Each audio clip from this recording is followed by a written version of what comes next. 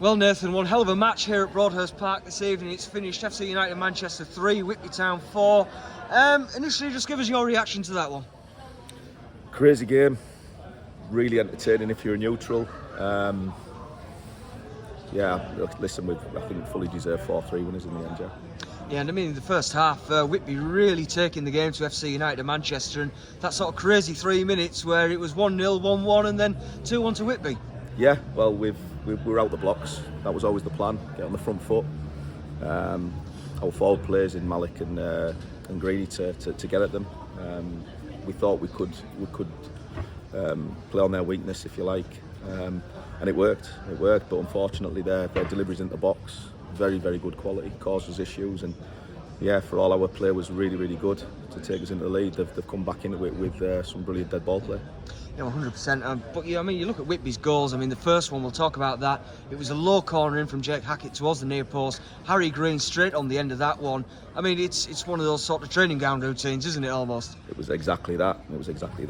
Harry makes that one. He makes it time and time again. And yeah, it was the first thing he said when he went out, and he'd done it. First goal. Yeah. I mean, a chance as well for Whitby to go ahead just before that. Jacob Hazel out muscling his man and sending it wide. So I mean, you must be happy that Whitby took that energy from sort of that second half at Hyde and later on in the game and took it straight into this one.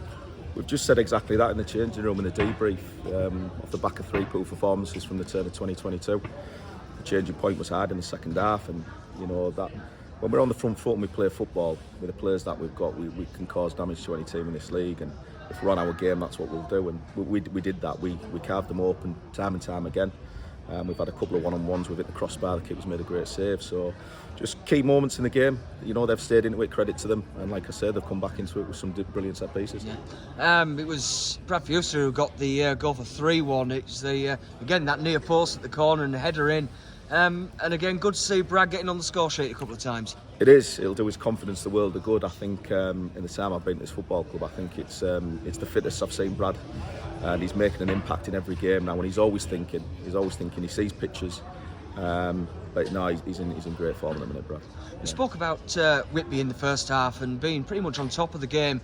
That momentum sort of started to change towards the end of the first half, Nathan, and FC getting back into it, which, from a Whitby point of view, again, is a poor goal to concede. It was a poor goal.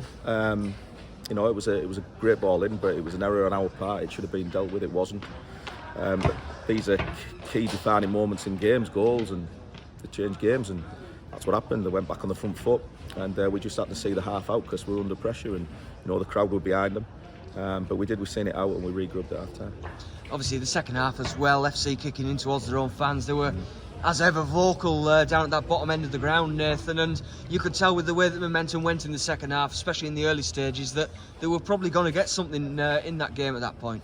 Yeah, well, we were, to be honest with you, me and Bully at the side, we were pretty calm about it, because what we were doing was we were stealthy, and we had 2 banks. We had a bank of 4, bank of 3. Yes, they were putting pressure on us, but they weren't really doing a lot to us, barring putting balls in the box, which we were handling very well. But they were always susceptible to the counter attack, and we caught them a few times. And again, here's at a key point, missed one to make it 4-2, and Josh McDonald and the keeper's made a good save. So, you know, like I say, key defining moments, but you know they were wide open because obviously they were pushing for the game. Yeah. They did get it back to 3-3 FC United in Manchester, and again at that point we were still relatively calm. Yeah, obviously disappointed. It was another set piece. Like I say, we're normally very strong from set pieces. But yeah, 3-3 the way that they were going for it. You know, they're at home. They wanted to get the win, the position in the league, wanted to push for the playoffs, and we knew a gap would always come, and we knew we could get them on the counter. And to be honest with you, that's exactly what happened. And this time Hazel obviously dispatched it, and it was a great finish.